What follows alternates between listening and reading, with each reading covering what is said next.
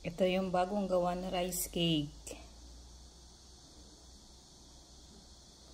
At saka, ayan. Pangtukpuki. Ang dami. Sayang kasi yung binigay na na bigas. Mayroon na siyang mga insekto na yung parang may itim. Insekto sa bigas. Sayang naman kung itapon kaya o ipakain sa hayop, kaya ito.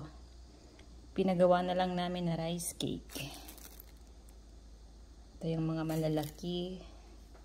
Pang tokuk.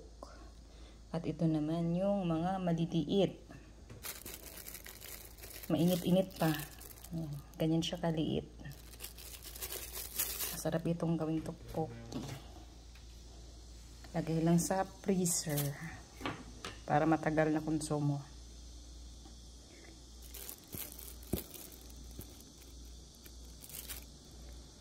Kaya tayo ng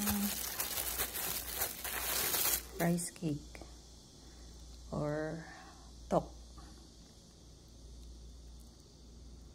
At dito natin isawsaw sa honey. Itong honey na to bigay lang din sa asawa ko ng kaibigan niya. May alaga kasi silang mga bees.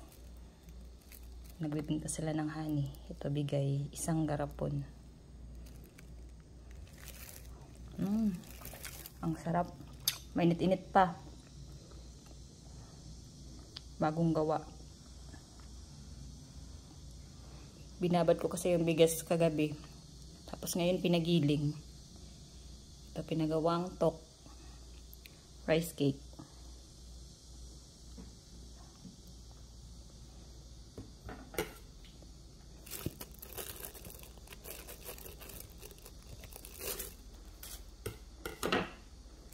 Ang lagkit.